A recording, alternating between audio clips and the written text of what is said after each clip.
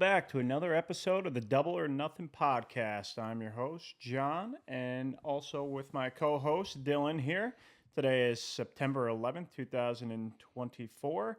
We'll be going over NFL Week 2 picks today, but first we will be going back and checking our records of how we did last week. First week of NFL Week 1 in the books. I mean, it feels good to be back. Yeah, absolutely. Tough. Always tough to gamble in week 1. Yep. Just do whatever you can to get out alive. But hey, we're not shying away though. yeah, like for sure, for sure. I mean, no excuses. No excuses. Yeah, no, it wasn't a bad week. I mean, it was for me, but it wasn't like a bad week as far as overall picks. Just the Bengals, but yeah. So picking on every game is always a challenge. Week 1, week 1 where all these guys have all summer to pick these lines apart, and there's not really a big edge by the time that you're betting these games. To where the lines open and then where they finish, but still a decent week for us. Dylan finished 7-7-2, and I finished 7-8-1, and both of our best bets went 1-1-1. Yeah, so I mean, we get out alive as far as the picks are concerned. Yeah, we're like basically even across the board there. Definitely a couple bad beats. We both had the Titans, who just lost and didn't cover against a team that didn't score any touchdowns. Yeah, 150 total yards offense, 0 offensive touchdowns, up 17-0. I don't know how that happens. I think that was the right side. So it definitely was. I mean, what a fluky game.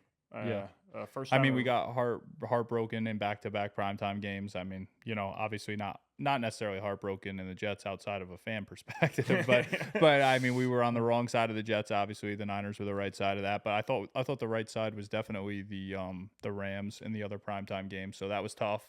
Yeah, I mean, primetime games are always tough, but a game that goes to overtime, that losing that always hurts. You always wish the game not even just saying that it went to overtime. More or less just like offensive line injuries, Puka going down, and like to still be down. I don't know. They were down a lot, and they came all the way back. And it felt like they were almost in control too. Watching in the first half, I was like, man, it feels like the Rams should be ahead in this matchup. Yeah, like a lot, and they're just not. So it was tough. Like, you're looking at your record and you're like, oh, hey, I rattle off 2 primetime wins here, and we're talking about a pretty good fucking week. Yeah.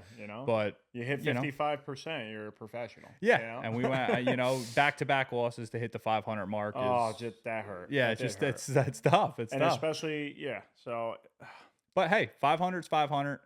And 1-1-1 on best bets. I mean, what are you gonna do? I mean, we're gonna have weeks where we kill them, and we're gonna have weeks where we do a lot worse than that. So it just is what it is, we're here to give some insight, or like that what goes through our heads when we do this. Week 1, toughest week of the season, and it only up from here. Is what I say. Absolutely. All right, so what we're gonna do is we're not gonna recap every single game and go over every single score, but we will.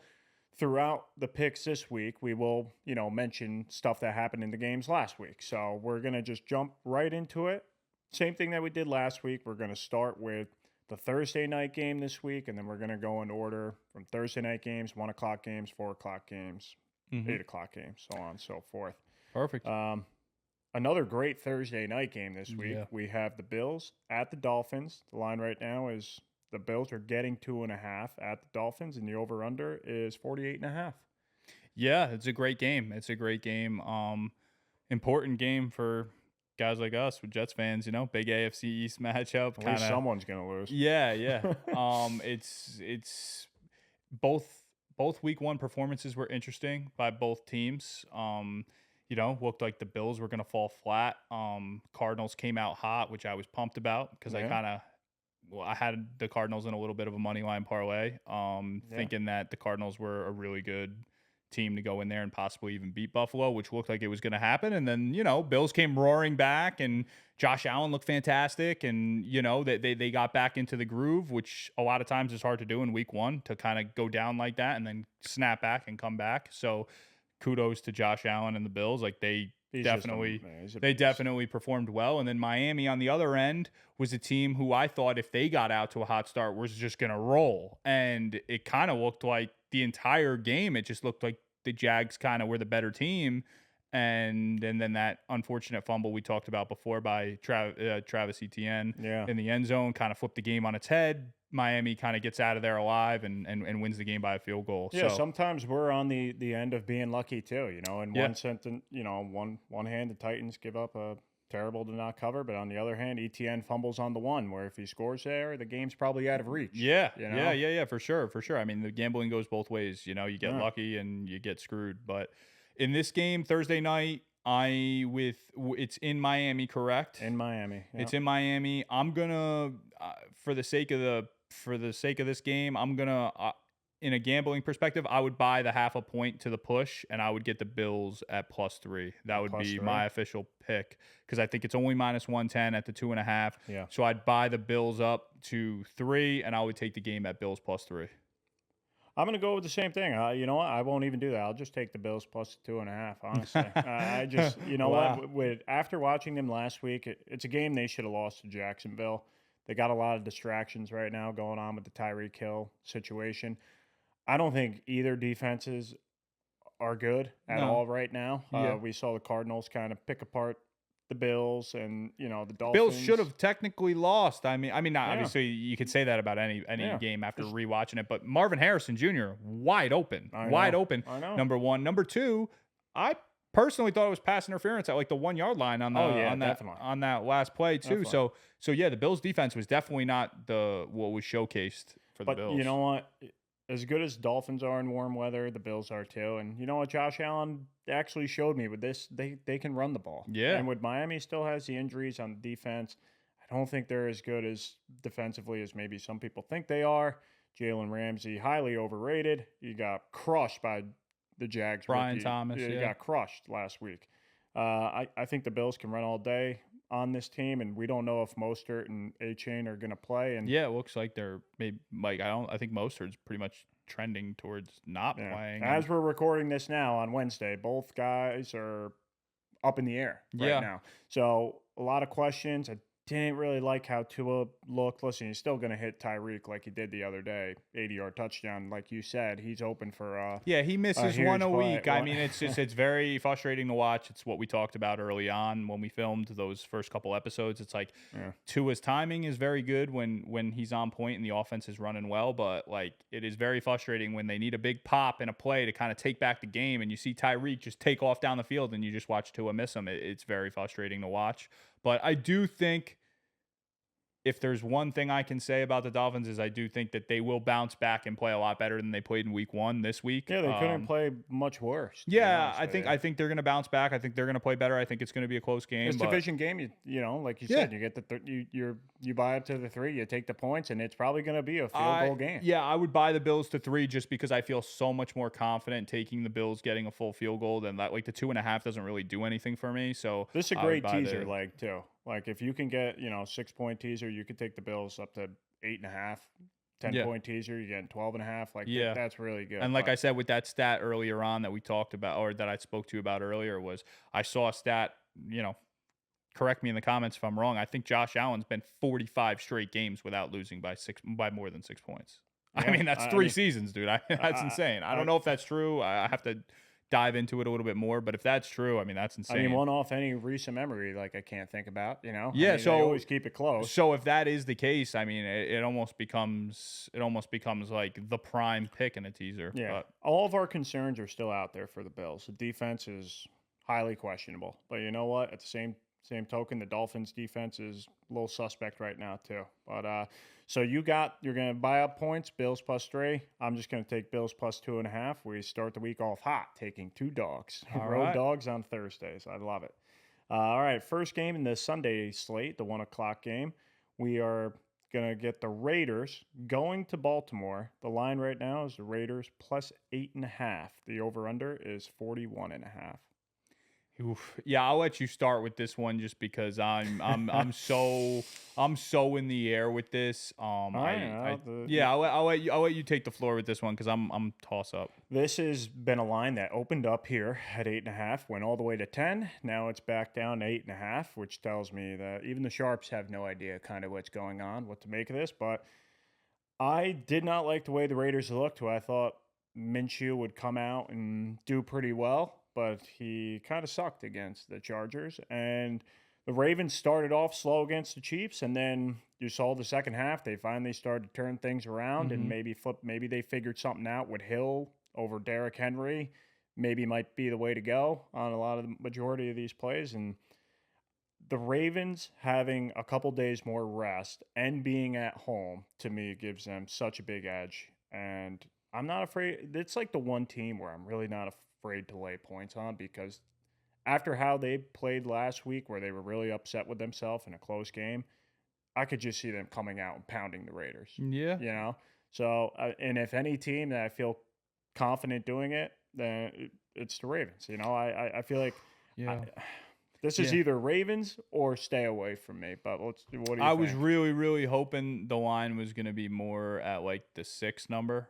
Yeah, I know that's an unrealistic thing, but I thought maybe just because even though they lost to the Kansas City, maybe the Ravens lost, and I don't it's know. because I the thought Raiders look so bad. I know. The 8.5 is just it's a big number for me, and I don't necessarily know if it's the best matchup for the Ravens. I think the Ravens are a regular season monster, so I don't think they struggle with too many of the regular season games. But the defensive line is probably the Raiders' strong suit, and I think the offensive line is probably the Ravens' weak point. Yeah. So in this case, if I'm this up in the air, I'm just gonna hope to God maybe the Ravens come downfield, Minshew time and garbage time, and scores a few points to cover cover Oh, on the the back Raiders end. Yeah, so I'm gonna take the Ravens plus 8.5. I don't like it, or the but Raiders plus 8.5. the You're taking Raiders. I'm the Ra- sorry, I'm gonna take the Raiders plus 8.5. All I right. think Minshew could come downfield, maybe score garbage time touchdown, and kind of just backdoor cover. But I definitely think the Ravens win the game.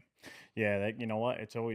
It's scary betting against Minshew Yeah. as much as it is betting against Lamar sometimes. But like I said, the rest and being at home and teams that start 0-2, technically they really don't make the playoffs. So, and I think the Ravens are a playoff team. I For think, like sure. you said, they win this game. It's just are they going to get backdoored or not? Yeah, that's what I this could, comes down to. or is this game going to be out of reach in the first half? Yeah, Which but def, both possible. both, yeah. So, but Raiders have a great offense, so there's no reason why they shouldn't be able to at least keep it kind Yeah, of close. I'm gonna take the Raiders plus 8.5 All just right. due to the fact that I think that they will be in a position to drive downfield and score a touchdown to cover.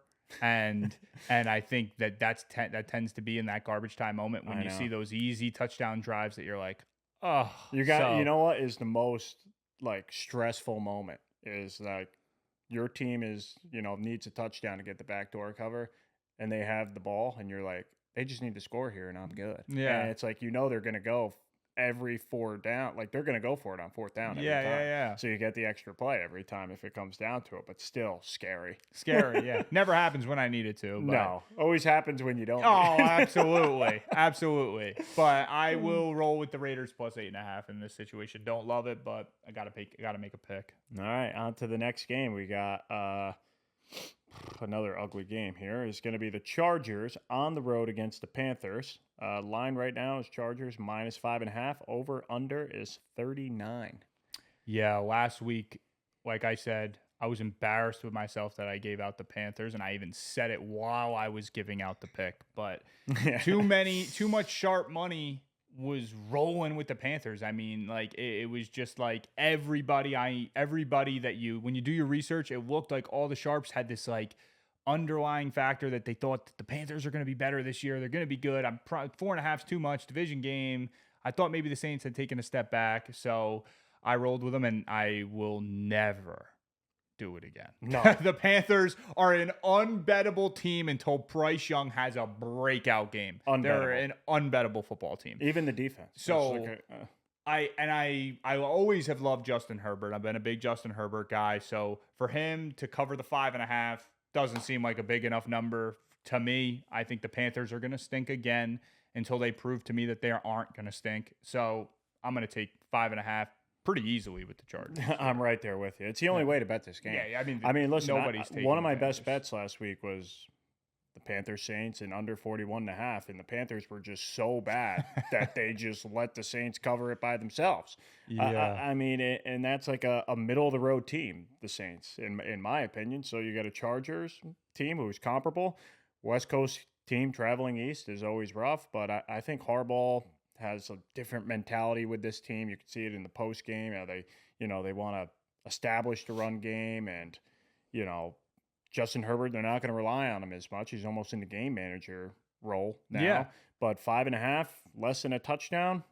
The Panthers are, and we said this in previous podcasts, I don't see what the Panthers did to get any better, and they only got worse. So, and I think Bryce Young, not great right now. And so until he shows me something else, I think, like you said, they're an unbettable team. And even though this line -5.5, it's I can easily. It's a see Panthers line. Like it's Yeah. like 5.5 or 6.5. Like when you get in these numbers, like a team loses in week 1, you would think they bounce back. Like all signs kind of point to Panthers here. But like when you watch the Panthers play, there's just no possible way anybody on planet Earth can bet them. Like there's And just I no just way. like that Harbaugh will have his team ready. Like Yeah. he's got the college coach mindset right now of we're not going to be relaxed. We're not going to be tired. We're going to run the ball down your throat. And I don't think the Panthers are going to do And their defense. Panthers Their all-pro stink, dude. defensive or Pro Bowl defensive tackle is placed on the IR now. So The Panthers stink. Like I I know. can't say it enough. Like they are it's so horrible. bad. Like the man. sharps who picked this for them to go over 5.5 wins. Sometimes you know what, they are wrong. They're not right. Yeah. Like they're in their picks. They're right 55% of the time. Stuff like this, far off.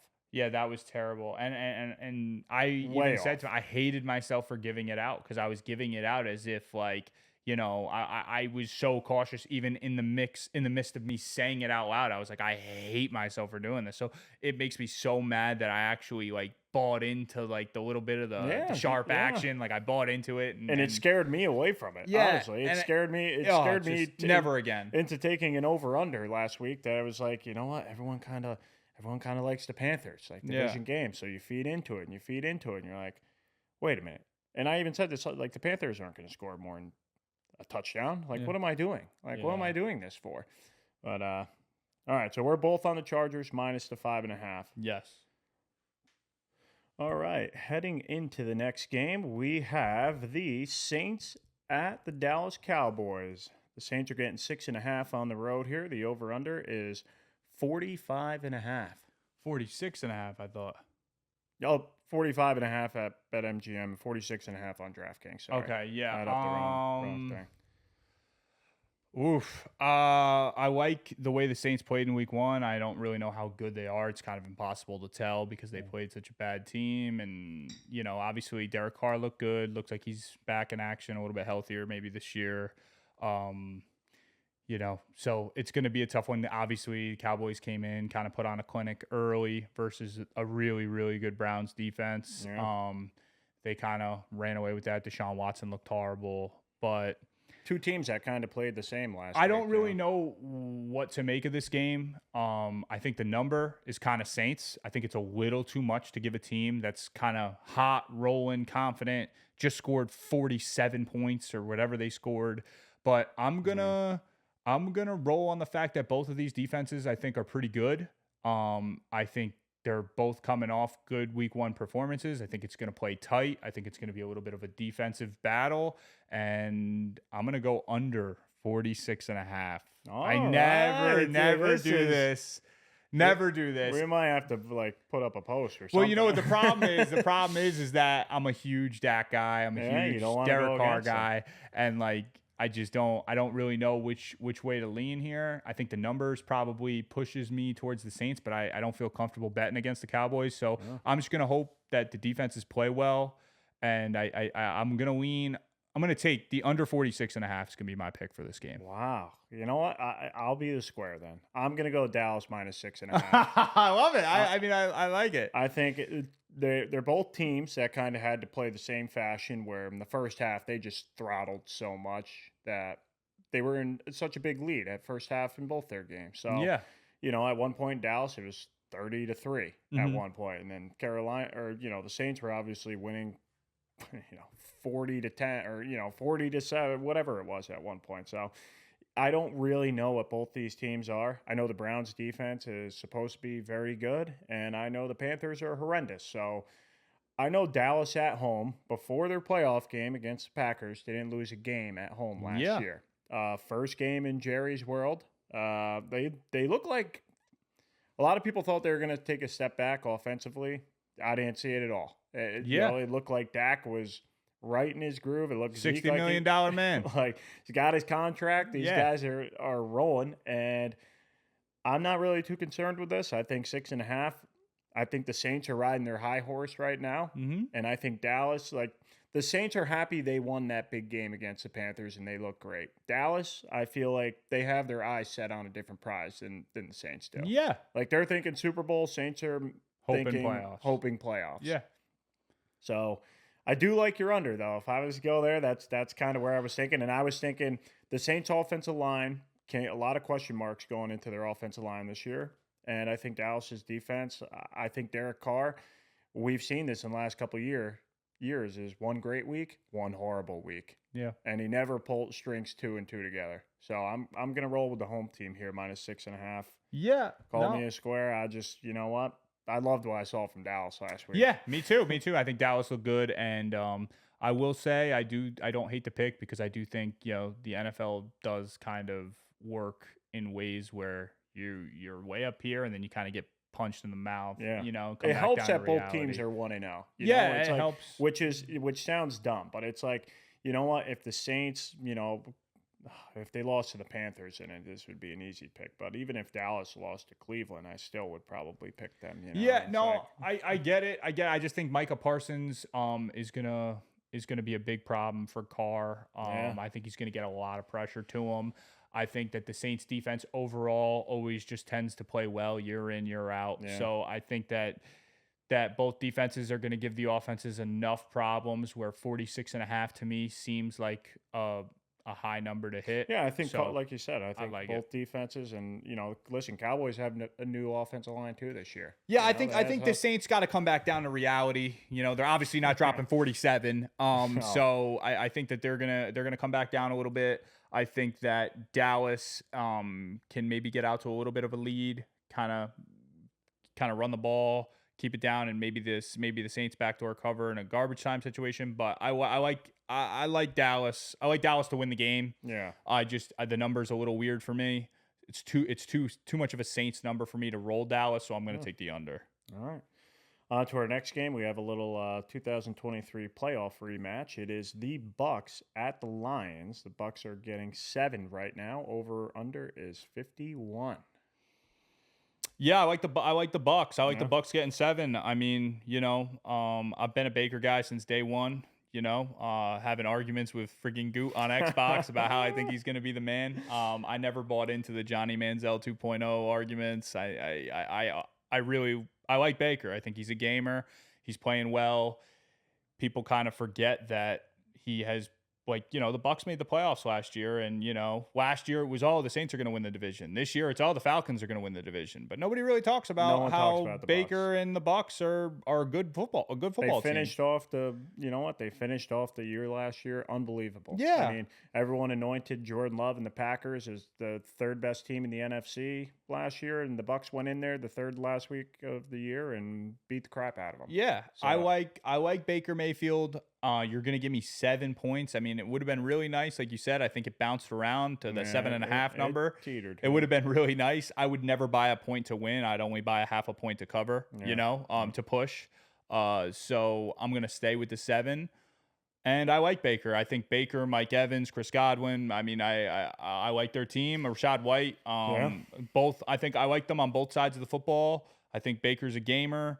And I know the Lions are a great football team, but defensively, they've never been that wonderful. So I know they have a good pass rush with Aiden Hutchinson and whatever. But in my opinion, Baker's going to have no problem scoring points in this game. He's going to have no problem staying in this football game. And if you're going to give me a touchdown with him, I'm going to take him. I'm right on board with you. The Buccaneers +7, I feel like, is the only way to take this. Baker's been absolutely great the last year. Throwing over 4,000 yards. He's finally healthy. Mike Evans and Godwin look like they're playing with Tom Brady again. Yeah. Like they're both, Mike Evans last week, 2 touchdowns, 60+ yards. Rashad White How many catches did he get for 60+ yards? Godwin looks to be happy and back running full speed. I mean, the offense looks great. Yeah. They had a tough time defending the Jaden Daniels running last week. But I think every team's going to have that problem. Every team is going to have that problem. And I think Washington had a garbage time touchdown at the end of the game. They did kind of hold their offense in check for the most part. Like they were in that, they were in complete control of that game. And I know the Lions had a great win at home against Matt Stafford, but like you said, there was a lot of injuries to the Rams that game. And I know like you don't want to overreact or underreact to week one, but 7 points is a lot for a team that, you know what, in the playoffs last year, the Bucs lost 31-23. So it was a close game, and I think we're going to get much of the same. So in a close game, I love taking points. In a situation like that. Good quarterback, good on both sides of the football. 7 points is too much in my opinion. They have too good of an offense, I feel like. Yeah. Like, that's it. Like, I'm not going to go too crazy. I mean, they played the Commanders, which you've said multiple times, one of the worst defenses in football. So I'm not going to go crazy like Baker MVP you don't runs. Overreact, like because he threw 4 touchdowns. He did make it look easy. He did what he was supposed to do. Yeah. And so 7 points is too much. I think the Lions will probably find a way to win. You never know, but 7 points, I'm going to take it all day with Baker. I love it. All right, our next game is the Indianapolis Colts at the Green Bay Packers. Right now, the spread is Indianapolis -3. Over/under is 40.5. Yeah, I'm going to roll with the Colts.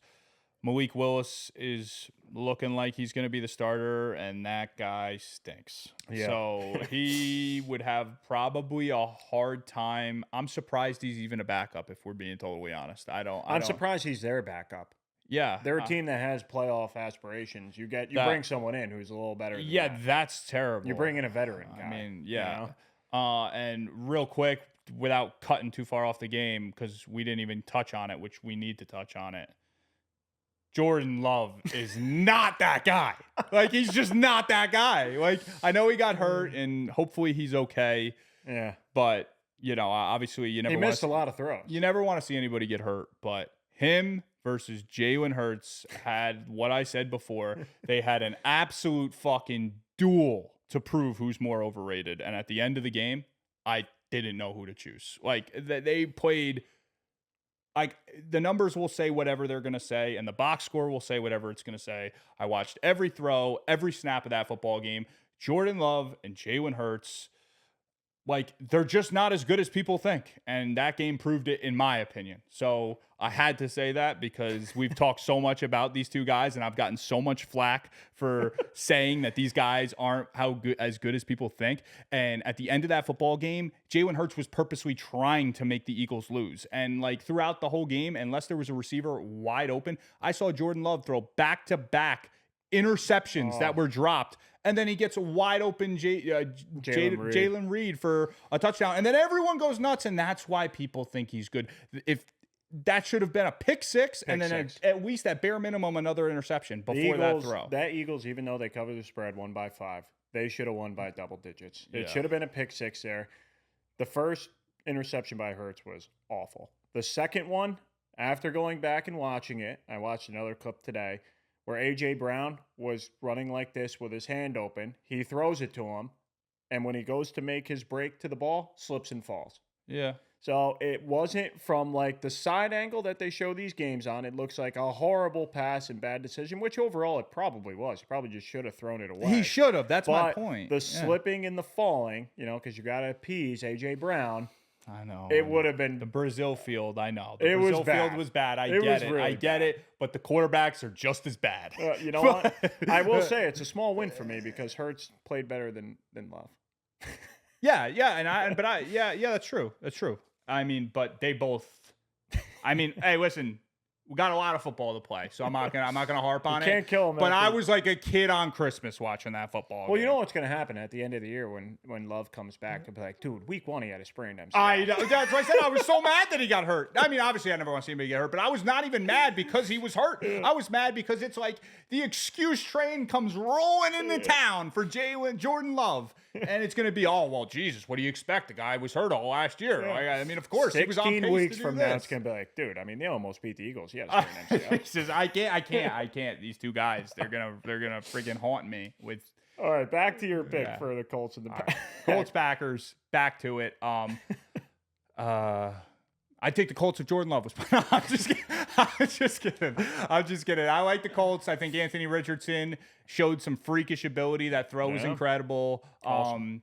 The game came down to the wire. Once again, for the Jordan Love point, C.J. Stroud marches downfield when he needs to and punches Closes it in. Yeah. And that's why I've always put him above Love or at least in our conversations in the past for those moments. But Anthony Richardson, I think, is going to have a good career.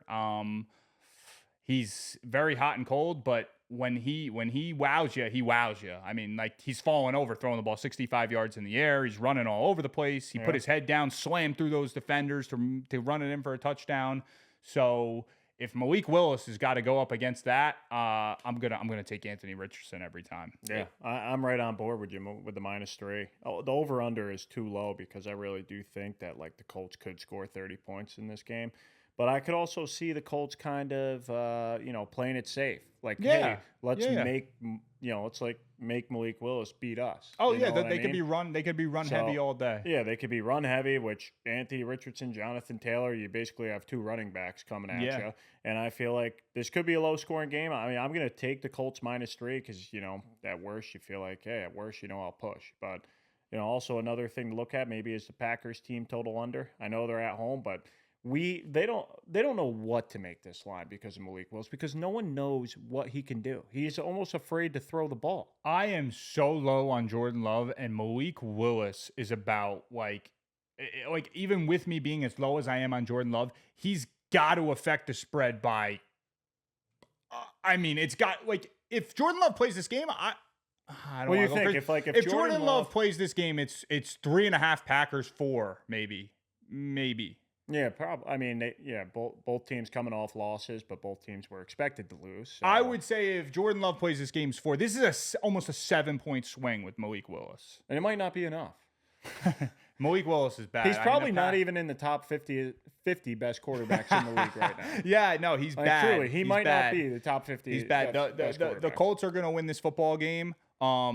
And who knows? Maybe the Packers supporting cast, who everyone says is nobody, because that's why Jordan Love is so good. Well, we'll get to see this week. Yeah, all these guys are good. So they're capable of going out there and maybe keeping it close. The defense isn't horrible, but Malik Willis is never gonna come out in a big moment. And even if the game stays close, still have no confidence Malik Willis is gonna close it out. Like, the guy's horrible. So hey, listen, Anthony Richardson's only getting better week by week. Yeah, Colts -3 for sure.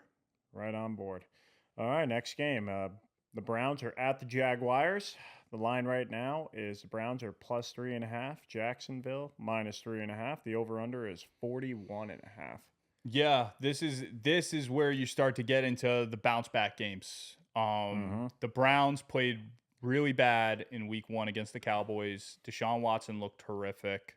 I don't necessarily know that that's going to change much, but I am a believer in that in NFL, teams that lose early, week 1, week 2, tend to bounce back pretty well. I think it's a good spot for them to bounce back because I think the Jags are a good football team. I don't think they're Dallas Cowboys, but I think they're a good football team. But if you're going to give me that extra half a point, I don't really know what to do with the game at 3. But 3.5, I'm going to take the Browns, and I'm going to feel pretty confident with that defense. I think they're going to get after Trevor Lawrence. I thought he looked great in week 1. But yeah, I'm going to take the Browns. That defense is going to wreak havoc. I think they're going to have a big bounce back week. I think Deshaun literally only has one way to go, and that's up after week 1. You'd hope so. I'm going to take 3.5 with the Browns. Yeah, like you said, if the game was 3, this is like a stay away game for me at 3, but I'll take the 3.5 if it's there. So like you said, the Browns defense is supposedly a top 5 defense, and they got embarrassed at home last week. And after getting embarrassed, I always like the bounce back. Yeah, me too. Where The Jaguars didn't get embarrassed, but they tripped and kicked themselves, and they kicked the ball all over the field. The fumble by ETN. They always just find ways to lose the game on their own. Yep. So in games like that, where you know what, does Jacksonville have a great home field? I don't think so. The Browns defense is going to have their ears pinned back, and I think Miles, Garrett is. He's going to eat. They're going to rally the troops and be like, let's show the league that we're not a joke, because we looked like one on primetime game last week. So I think the Browns, yeah, absolutely. I think the Browns are going to force a ton of mistakes. I don't necessarily know how much they're going to capitalize on the mistakes that they force, but with Deshaun at the helm, they're going to force a ton of mistakes, in my opinion. It does scare me because he's got so much, another sexual assault allegation on him drops Monday. What is going on in his head? Listen, Famous Jameis, bring him in, call baby. Me crazy. If you told me Jameis was starting on Sunday, I'd say 3.5 all day. I'm all over it. Yeah, I mean, I'm all over it with Deshaun, but I like Jameis. Stefanski's got to get back to his ways of just, you won last year handing the ball off. Jerome Ford had a good game. Yeah, I don't know him from a hole in the wall, but he had a good game. Yeah, it's just so bad that I don't think.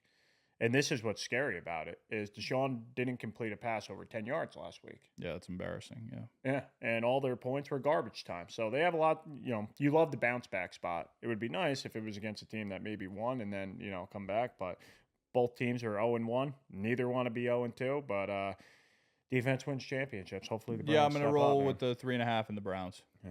All right, next game, we got the 49ers at the Minnesota Vikings. The spread is... The 49ers are -6 right now on the road. The over-under is 45.5. Yeah, this is a Vikings number. Like you said, they got to. I don't like the fact that San Fran's got to travel to Minnesota, and they're coming off a big home opener, short week.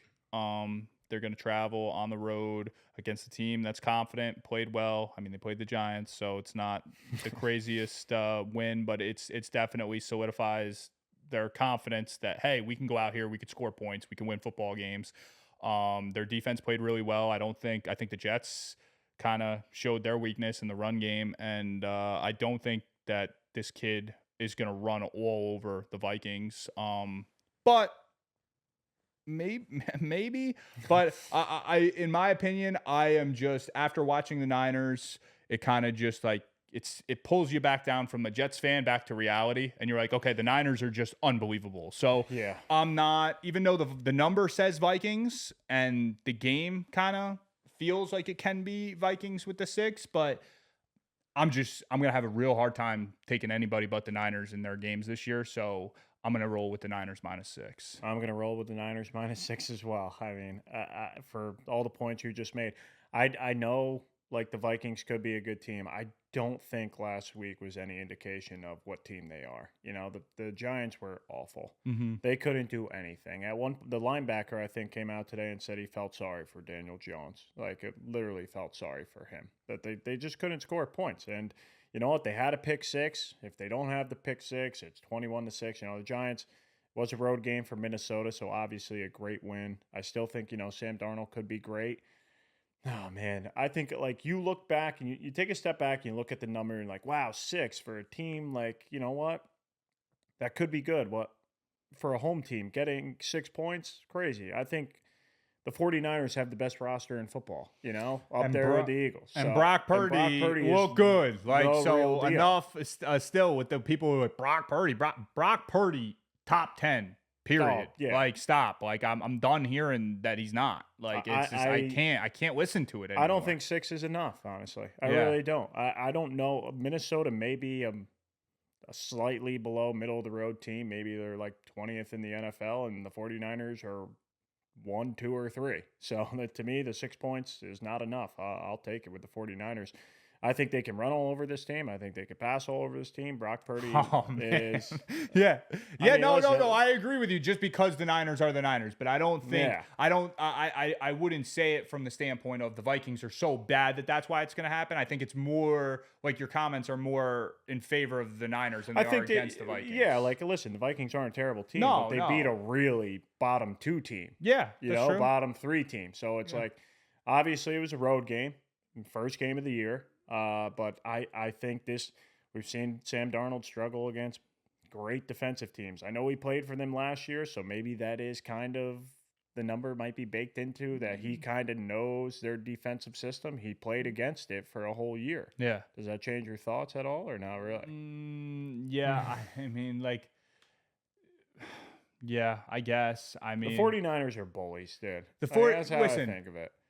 and yeah. I mean, the 49ers, Brock Purdy. If this number was 7.5, I'd be way more scared. Yeah, no, I wouldn't touch it at 7.5. I'd go Vikings at 7.5. Oh yeah. Like I think like right there 6, the under a touchdown. You know what? People are gonna jump on the Niners. It's gonna get to 7. Yeah, probably. It's gonna get to 7. People are gonna be on the Niners, man. The Niners are a really good football team. It's just, and we need to also talk about too. Like, listen. Our records were 500, and we've been and we got out of week 1 alive. Our player takes have been fantastic. Christian McCaffrey not playing in week 1, and we're getting borderline death threats over taking Breece Hall over him. And I know Breece Hall didn't have a great week 1, so it's kind of a bad time to shoot into Breece Hall as the man. I'm not saying that. I'm just saying our take was that Christian McCaffrey touched the ball over 400 times. He was going to get hurt. Johnny said it word for word. What happens? He doesn't play week 1. Everyone's shocked. Well, guess what? We saw it coming. Saw it coming. Now he might not play for a long time. Now he's limited, barely practicing now, and it's an injury that will nag him all year. Yeah. And could take several weeks. So boom, right there. Yeah, I know. It's just like sometimes I think I get the hate and I get the comments. It's awesome because you get to go back and forth and you get to see this stuff. But you know what? It's also on the 49ers to disclose these things. Yeah. You know, his injury didn't come out till Monday night, and to me, the league should find them. You should look into finding them. Yeah, like, you can't do that. Like, no, I agree. I'm saying, like, for not even just for betting purposes or fantasy purposes, because the league doesn't care about that. But you're supposed to disclose injuries as they're you gotta follow the rules. You got to follow the rules. Yeah, otherwise, what are you doing? I know. I agree. I just think that we've been very spot on with the takes that we've had on individual players, whether it be like Christian McCaffrey being very injury prone this year, and he's gonna wind up getting injured, and he doesn't even play in week 1. I mean, I called the Brandon Ayuk contract down to the dollar. I mean, at what point? Dak contract. The Dak contract. Hassan Reddick hold out. Like, we've been very, very spot on with Ayuk, Lamb. We've been right there. We've been right there saying that I don't think CD's going to reset the market. I think he's going to get a good number. Like, we've been very, very, very spot on with what we've discussed as far as player takes. Granted, you know, we gave out picks. We didn't do bad. We didn't do great. And there'll be great weeks and there'll be bad weeks. But listen, like, I'm done with the comments. I'm done with the comments going back and forth with these guys and then finding out, like, we were right for the whole time. We were right the whole time. Like, no one in their right mind would take him. Okay, well, he has an injury that you didn't know about that we said would probably happen. And unfortunately, you don't want to root for injuries, like you said before. But you heard all camp that he has something wrong with his calf. He has something wrong with his calf. And no one believed it. Oh, yeah, exactly. But hey, I'll stop patting myself on the back. But I'm just saying. Listen, he can come back next week and kill the whole year. But no, he's not. He's not coming back. They're gonna rest him a couple games this year. And I'm not saying he's not good. No one said that. No, we weren't saying he's not good. We're just saying the guy touched the ball 400 times. He was bound to get hurt. Doesn't play week 1. Not playing week 2. Probably not going to see him till week 4 or 5. It's just an eye opener because we had it. You know, I got crushed by people calling me and talking about McCaffrey, and I, got killed for saying if Saquon was on the 49ers, he'd do the same thing. Oh, and everyone 100%. told me I was stupid. Yeah. Saquon goes to the Eagles, gets his first 3 touchdown games since he was a rookie. Yeah, it's just like I know. Whoa, mind Weird. blown. I No know. way. He And- plays on a good and we team were- with a great offensive line, and he's unbelievable. And that's what we said in week 1. I literally said the Eagles are mirroring what the Niners did with CMC. They are getting Saquon Barkley to fill that void. It was going to be the Saquon show and the overrated and it quarterback was a home show. run. And yeah, it was the same. And it was what it was. Like, we've been good with our takes in that facet. It was so funny, dude. After Saquon tripped on the first play and lost 5 yards because of the field. Yeah, right? yeah, And the it field was like was second terrible, and yeah. 15, and then Giant fans were tweeting like, "All right, Philly, you got the guy. Oh, Like, we got tried to this." tell you this is what's gonna happen." And then from the second quarter on, it was just like, this guy's the best running back in the league. Yeah, absolutely. Absolutely. All right, we'll hit the next game real quick. We got the Jets at the Titans. Two teams coming off of crushing defeats. The Titans probably worse than the Jets, but the spread right now, the Jets are -3.5, Titans +3.5. The over/under is 40.5. What do you like here? Yeah, good thing I patted myself on the back last game because we definitely had to come back down to reality after watching the Jets play. I think the Mm, Jets played good enough where it's not like a gigantic disappointment. Aaron Rodgers I thought looked great. He was changing all the plays at the line. All the throws he made were good. He drew them off sides. Had that really great free touchdown. Um, Offensive line looked okay in pass protection. Looked horrible in the run in the run game. They weren't opening yeah, any holes for Brees. Some of the receivers looked pretty good. I mean, Allen Lazard, outside of the drop ball in the opening drive, looked pretty good. But he's gonna have defense, those. yeah, defense definitely struggled in the run game. I mean, got to put it in perspective. They played the Niners, but still doesn't matter. It wasn't a good showing from the run defense. They looked pretty good in coverage for the most part, I guess. I mean, Sauce looked good at least for a couple of the plays he played, but they played the best roster in the NFL. So Yeah, we were a little overzealous on the Jets. Wanted to see them win, didn't happen. we kind of like, not that we expected this, but I talked about them not playing the preseason. I know Rodgers is, he's been in the league for a long time. He really hasn't taken a snap in 2 years. You know what? I saw this coming a mile away is them losing. I just didn't want to believe it because you're fans of the team. So Yeah. you never, you know what? CMC's not playing, but then like you take a step back and you look at it. They gutted their defensive line to get Hassan Reddick. He doesn't play. So now you're missing three players that, you're missing two, John Franklin Myers, Bryce Huff, and you thought you were going to replace him with Reddick, but he's not playing. So you're missing three players now and you get run all over. Now, Debo had a good game. But you know what? The Titans don't have a Debo Samuel. They have a good receiving core, but you know what? They don't have Brock Purdy. They have Will Levis. So, I mean, I'm not sure if you made your pick. I'm going to take the Jets -3.5. I think the defense has a lot to prove after getting embarrassed in prime time. Yeah, I'm gonna take the Jets minus the 3.5, but I don't love it. I don't love it because I Yeah. do think the Titans aren't getting enough credit for not even allowing an offensive touchdown. I think the Titans were the right side in that game. I know Caleb Williams didn't play great, but I do think that the Titans team is better than how they finished that game. I think they're more of who they were when they started that football game than they are when they finished it. Yeah. Will Levis, obviously, if he's gonna make mistakes like that, it's gonna be a disaster, but I'm gonna roll with the Jets -3.5, but I don't love it. I think the Okay. Titans are better than people are giving them credit. All right, on to the last 1 o'clock game on Sunday. We have the New York Football Giants at the Washington Commanders. The line is the Giants are +1.5. Commanders -1.5. Over under right now is 44.5. Yeah, I see a lot of people rolling Giants on this game. A lot of people saying Giants outright, bounce back game, horrible first performance, playing against a bad defense, and I don't necessarily hate that idea, but It's an I ugly just game, I man. just think that the defense is bad for Washington for sure. But Jaden Daniels, man, he impressed me. I knew it was coming, but he ran all over the place, man. He Yeah. ran all over the place. What you He thought is you knew he was Yeah, I going to knew he do. was gonna do. I knew he was gonna do. It's just like when you actually see it in action, you're like, holy shit, I saw this coming, but wow, he looks great. Like he was running all over the place. He did wind up swinging the rock a little bit towards the end. I know it was garbage time, but it is what it is. The field goal kicker, people aren't talking too much about. They cut him, man. I mean, the guy missed 2 or 3 field goals, so like they could have put a little bit more points on the board early. They kind of got let down by their kicker. They were still out of that game, and it was still the wrong side, but and I do think Washington's got a lot to improve on defensive side of things, but I'm still going to trust them I'm going to trust Jade Daniels to cause enough problems for the Giants defense and score a little bit more points than they scored last week, and I think they can cover the 1.5. I think the Commanders are a better team than the Giants, so I'm gonna roll Commanders -1.5.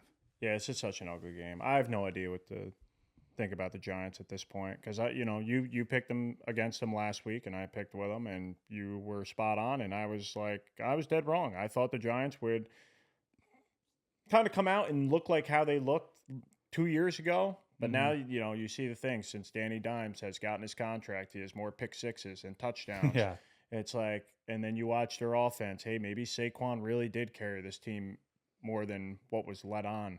Uh, you know what? I think the Commanders are the way to go, -1.5. At least there was some positives to take out of the Commanders game, right? Yeah. There was no positives to take from the Giants game.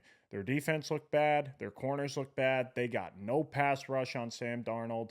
The offense, they were getting laughed at all game. They couldn't move the ball at all. At least the Commanders, like Jane Daniels, showed the signs of, all right, if something's not open, I could take off with my legs. Brian Robinson Jr. like can run the ball. I feel like at home we're getting a better team, but not at the price. Like a home team. Like this is more of like, is this a coin flip game about who could win? Maybe, but you know what? I'll take the -1.5, and I think the Commanders win this game. I don't know. This is also an ugly game. Yeah, But it's an ugly game. It kind of makes you kind of tilt your head at the idea of like, hey, like I kind of understood the Jahan Dotson thing when Brandon Ayuk was in the mix because it kind of looked like they were yeah, foreshadowing maybe a big trade for him. Getting rid of Jahan Dotson now, kind of like when you watch what he's throwing to, it's like he drops back to pass. He's got little time to throw the ball, and the only guy he's got running around out there is Terry McLaurin. I yeah. mean, you lose Luke Curtis McCaffrey. Samuel, you Okay. lose Curtis Samuel, you lose Jahan Dotson. I mean, who knows? Maybe McCaffrey will step up and be a better slot receiver than we maybe expect. And Yeah. Zach Ertz, who knows? Maybe he'll become a factor as the weeks go on. But it's definitely a little strange now. Like the Jahan Yeah. Dotson thing doesn't really feel like the Eagles needed him, and it feels like Washington needed him real bad. So Yeah, well, I don't it's really you know understand what? it. It seemed like he was a little timid in the pocket, where if his first read wasn't there, he was just going. Yeah, Which is rookie. it's a rookie. It's something you're scared of because they give you this mental clock in your head. If you got nothing, one, two, well, you better start making a decision right there. And maybe if he had some time in the pocket, I felt like at some points where he could have waited and maybe someone would just get open on their Yeah. maybe second, third read. A lot of dump offs to the running backs, which could be something to look for in props, maybe running back receiving, receptions. But I hope from our standpoint, our Terry McLaurin bet, that he does get to look more towards him in this. And I think he I will. think I he think he will. will. I think As he he will. grows, like game by game, he's only going to get better. And for Daniel Jones, I can't say that. I think he's regressing now at this point. You had Giant fans waiting 3 hours after the game for him to walk out of the stadium just for him to boo him. So how does Yeah. that make him feel? Probably not great. I know. And the passing touchdown prop for me on another note for Jaden Daniels so frustrating. I mean, he throws two beautiful passes. Oh. They get tackled at the one on both, and then he runs both of them in for 1 yard touchdowns. And they didn't even have a rushing touchdown prop for him when I was looking. So it's just so aggravating. It's like, damn, dude, that was two of them. Like, it's only 16 and a half. That two would have put me on pace, but the passing yards is on pace. The rushing yards is on pace by a landslide. So like, we're looking good on the Jaden Daniels front. I'll roll with them -1.5. Same here. All right, for the Sunday afternoon slate, 4 o'clock games, we have the Rams at the Cardinals. Right now, the Cardinals are -1. The over/under is 49.5. Yeah, I'm a big Rams guy this year. Love the Rams. I did believe going into that game that they had a real possibility of winning, which obviously it Yeah, showed. they do. We got our hearts broken by the half a point. They lost by 4, right? Well, the Rams? Yeah, Well, they lost in overtime by 6. by 6. They lost by 6. Yep. So that sucks. But Just a in bad this beat in in this overtime. situation, I think it was the right side. But now, looking at all the injuries that the Rams are facing on the offensive line, which are big. I mean, I know that they had a lot of struggles kind of coming into the year with the offensive line, and now it looks like they lost 2 more guys. It looks like Puka's going to be out for a little bit. Yeah, at least 4 weeks. So. Yeah, so to me, like close divisional game. The Cardinals showed out last week against the Bills, showed they can go out and put up points. Kyler looked great. So I'm gonna take the home team in this one just due to injury. I think the Rams, fully healthy, are a better football team, but too many injuries, too many unknowns. I think they're gonna have a hard time protecting Stafford, and I think Kyler Murray's gonna put up some points. So I'm gonna roll with the Cardinals -1. I'm going to roll with the Cardinals -1 too. And I listen, Marvin Harrison couldn't contribute less than what he did last week, right? So it's always probably And he was another wide. bonus. In fairness to him, he was wide open I for know. that touchdown to win And that you game. know what? It was a road game in Buffalo, always hard to play, Yeah. and winds of 20 miles per hour. So that's not going to happen in Arizona. Like you said, the cluster injuries for the Rams, I feel like is, it's hard to put a number on what that actually means, right? Obviously, Cup and Stafford have a dynamic, connection, and they're probably going to kill it again this week. But the Yeah, but Cardinals' offense, you know what? They're unbelievable. They can score with any team in this league, and I do think that they're gonna like you said though. Like I do think Cooper Cup. I love him. I mean, you saw me last week going nuts yeah, for the guy. yeah. I knew he was gonna kill it.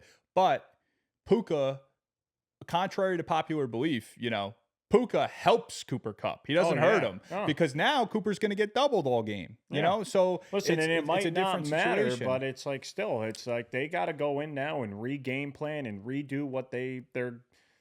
These teams have a game plan of how their offenses normally run, and Puka was a huge part of Yeah, that. And now that gigantic. he's not there, it's like they had two 1A receivers. Yeah, And then you take one away, and now it's like, well, you have a 1A and like a 3A yeah, receivers there. for So, sure, for sure. I like uh, the Cardinals -1. yeah, give me the home team -1.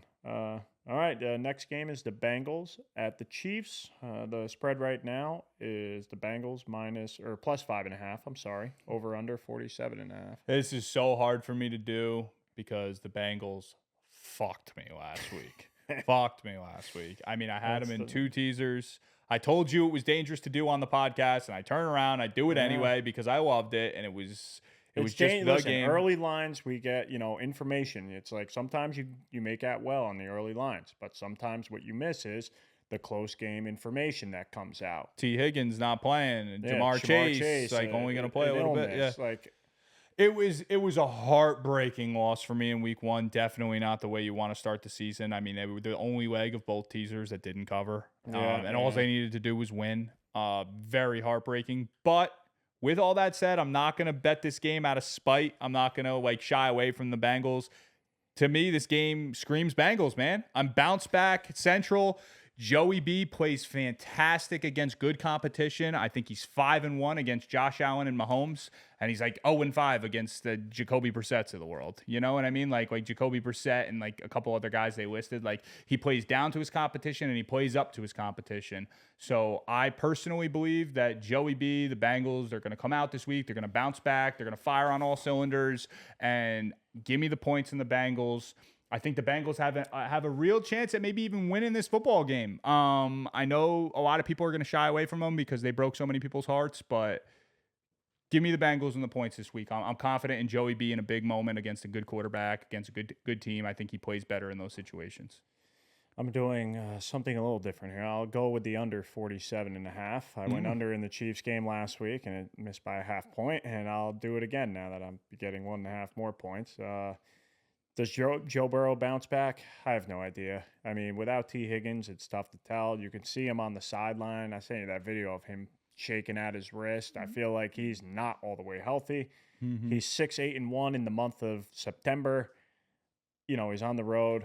Tough game here. Obviously, you don't think that they're going to go 0-2, but it's also, I don't know. I don't think they're going to beat the Chiefs on the road. But if anyone's going to do it, you love to have Joe Burrow as your quarterback, but something is not right with this team right now. I don't know what it is. It just, what? After the embarrassing loss at home to the Patriots, it leaves a bad taste in my mouth where I can't bet on him now. He makes me sick a little bit.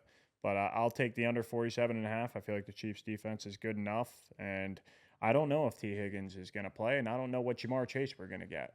But I tell you what, the loss of Joe Mixon and Boyd has been noticed for 1 week. Yeah. Because Zach Moss is not Joe Mixon. No. And you saw Joe Mixon last week for the Texans go for 150, and killed it. Yeah. And Zach Moss is, he's serviceable, but I think Joe Burrow needs a little more help. So I'll go with the under 47.5. All right.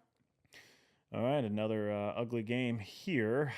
A lot of unwatchable games kind of this Sunday afternoon. But we got the Steelers at the Broncos. The Steelers are -2.5, over under 36.5. -2.5. Yeah. Yeah. I ugly game or not, I love the Steelers here, man. Yeah. I love the Steelers here. Rookie quarterback Bo Nix looked horrible. You called that. I know he can move around, and I know he showed a little bit of his athletic ability, but guy cannot read a defense. He cannot make a good decision. He cannot really throw the ball that well. He was missing targets, missing guys. I know Seattle didn't necessarily play great. They kind of were keeping you a little nervous the whole Yeah. game, but the Steelers, they won a game without scoring a touchdown, and against a team that everyone thought was going to put up 30 plus points a Yeah. game. TJ Watt is an absolute game record, dude. Game record. The He's the guy best is defensive he's player in the league. unbelievable, dude. Yeah. And you're gonna put that guy and that defensive line and that defensive front against Bo Nix, and you're not even laying a field goal. I know Justin Fields didn't look great, and it He doesn't did look. enough. He did enough to Yeah. get they handed him the ball and said, "Don't turn it over." Yeah. Even if they get all the field goals, and you know what, and I'm right on board with you. I'll take the -2.5 Yeah. under a field goal. I think this defense is way too much for Bo Nix. I mean, Seattle's defense is not good. The Seattle tried to give them the game in the whole first half. You had the muffed punt, the 2 safeties, almost another safety as well, and they did nothing with it. Yeah, yeah. It took Bo Nix.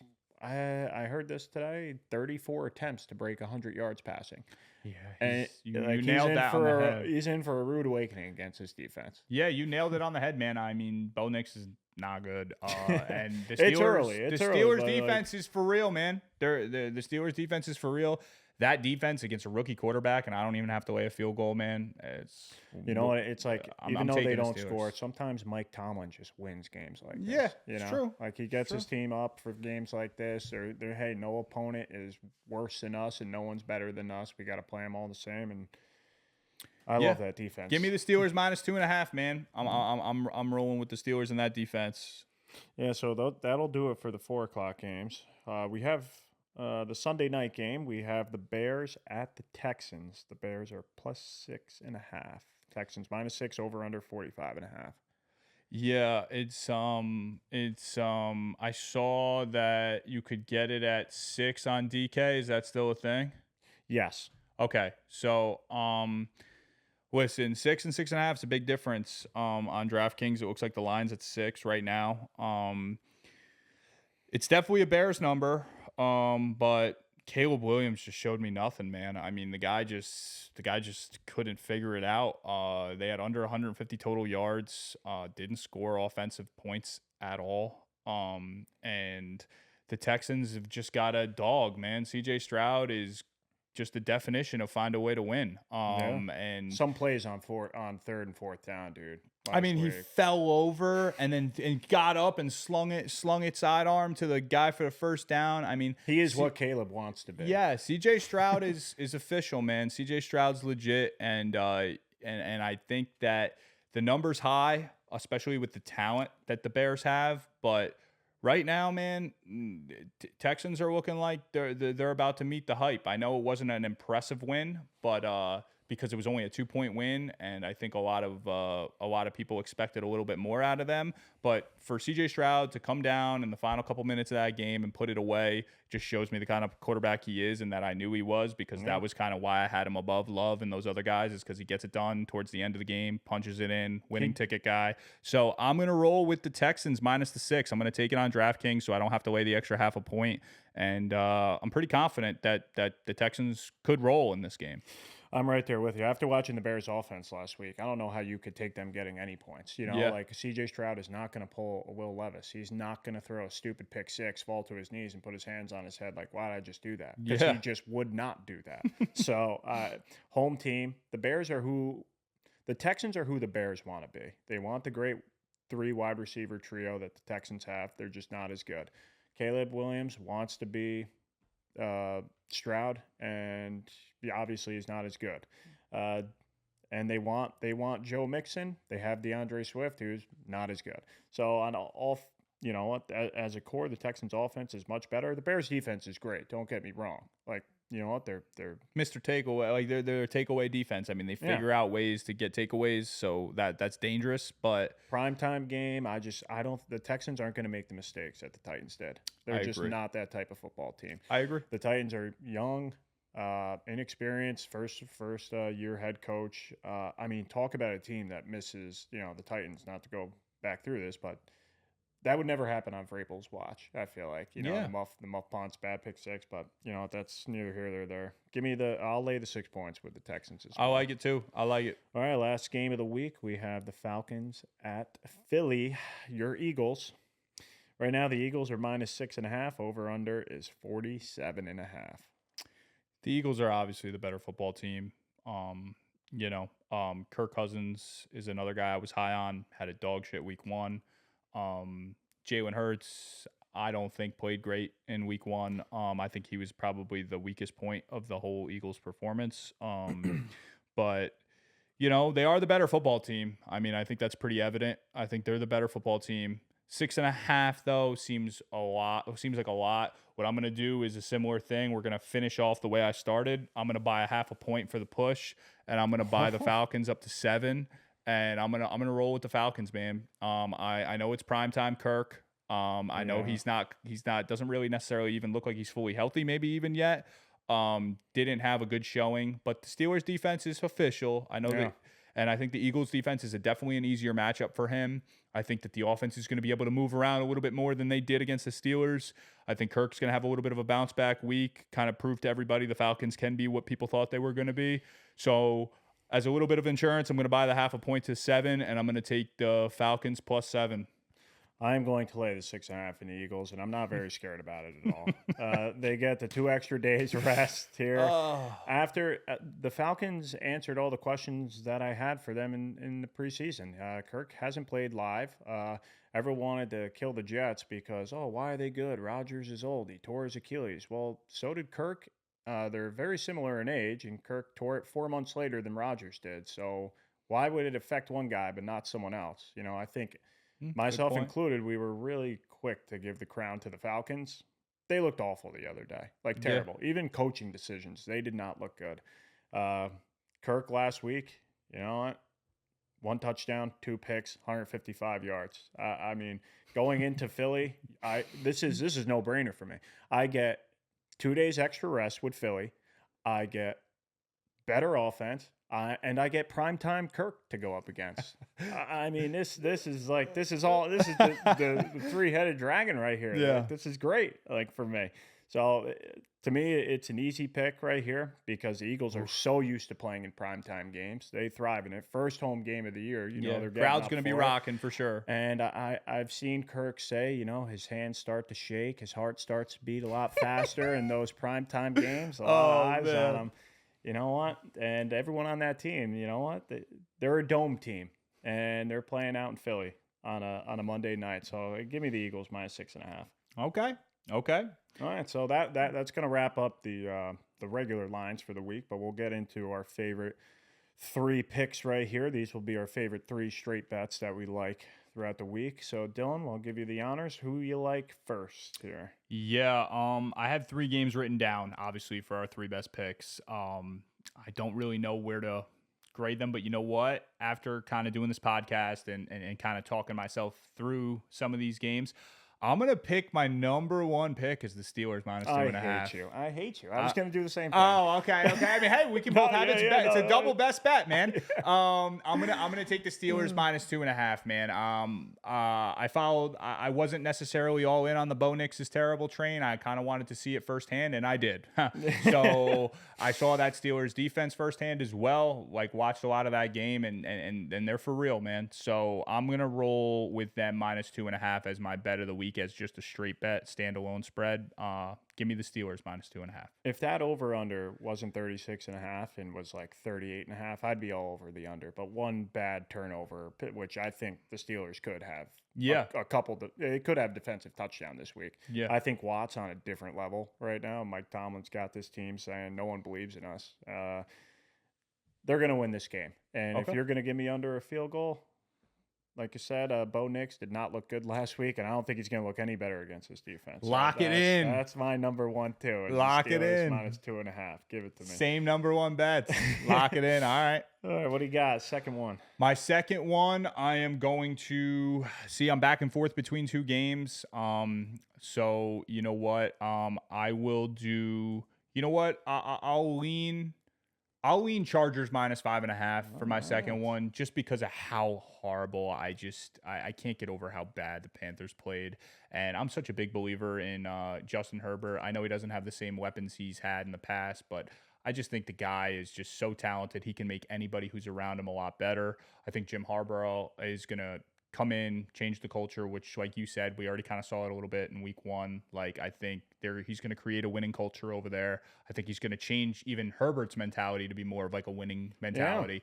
So I like the Chargers -5.5. The Panthers stink, man. They're just terrible. So give me Herbert and the Chargers rolling the Panthers. I'm going to take the Chargers -5.5 as I my love second that bet. because you know what, Lad McConkey looked pretty good too. Yeah, there you go.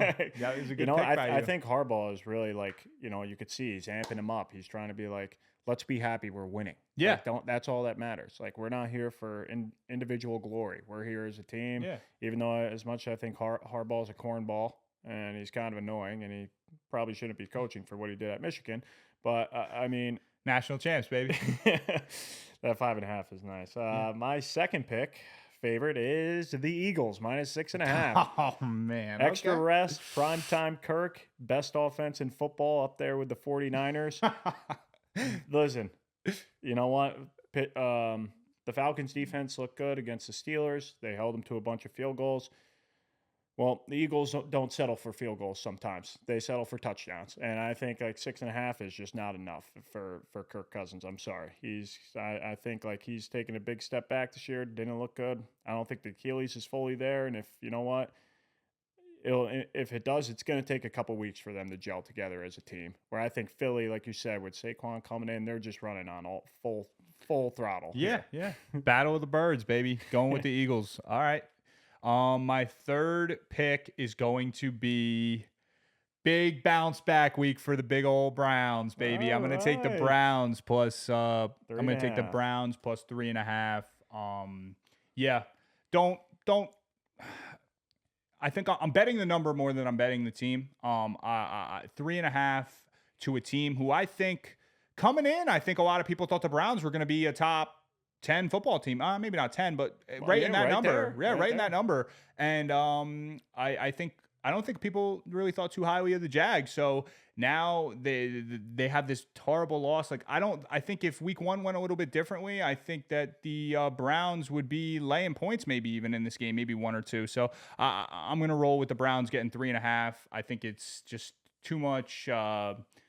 I don't know what you would call it. I guess too much value. I guess I don't know. Yeah. In the Browns getting 3.5.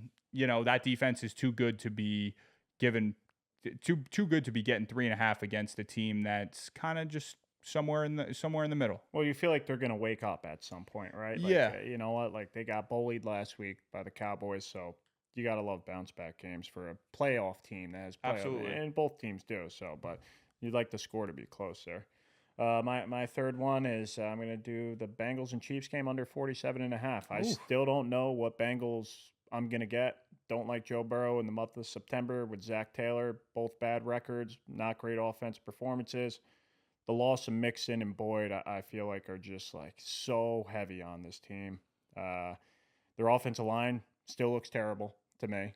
Yeah, I think Joe Burrow is being forced to throw these small routes he doesn't want to throw. And, you know, he had a good completion percentage last week, but for little yards. So it's a tough one for me. I think the Chiefs defense comes up in a big way. I know it went 40 set landed at 47, but I think the Ravens offense is a little better than the Bengals and too many question marks for me. So I'll take the under 47.5. all right. All right, we'll move on to the last one. We'll just do the Teasers. favorite teaser. So All right, so I'll start with the two team. I'll just give both. Yeah. So my two team is going to be the Chargers plus a half. Yep. Just got to win the game, you know, versus the Panthers, which I think is going to be a pretty easy thing for them to do. And then I'm gonna couple that in with the Niners money line over the Vikings. Oh, great. 2 games. So, you know, I think the Niners should have no problems beating the Vikings, and I don't think the Chargers should have any problems beating the Panthers. So it's pretty much self-explanatory 2-team 6-pointer. Get two teams who are clearly better than the teams they're facing just to win outright. So that's going to be my 2-team. And my 3-team teaser is going to be the Steelers plus 7.5. The Colts +7. So it'll be the Steelers +7. My 3-team teaser will be the Steelers +7.5 over the Broncos. Yep. It'll be the Colts +7 Yep. over the Packers, and it'll be the Bucks +17 against the Lions. Against the Lions. All right, love that many points in a game. Yeah, 17. I mean, too much for Baker and those boys rolling. It's like 2 quarters worth of scoring right there, or more. So, all right, my 3-team 10-point. I'll do the Jets +6.5. Bounce back week. You hope so. The Ravens +1.5 at home against the Raiders. West Coast team traveling east, 1:00 game.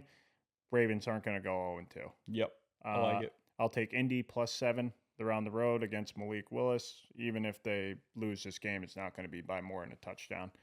And then for my 2-game 6-point, I did this as a late night Sunday night to Monday game. I did Texans pick'em at home against the Bears, and I will take the Eagles -0.5 against the Falcons. Big Eagles guy this week, man. Big Eagles guy. I got to stick up for Hurts, man. Yeah, I hear you. We're going to have a battle to the death over this Hurts thing for the rest of this podcast. But all right, that's man. going to do it. That's going to do it for this week. Another great episode of the Double or Nothing podcast. Just be sure to follow us on all of our socials, Apple, Spotify, YouTube, Instagram, TikTok, Double or Nothing podcast. Thank you for listening. All right, man. See you guys next week.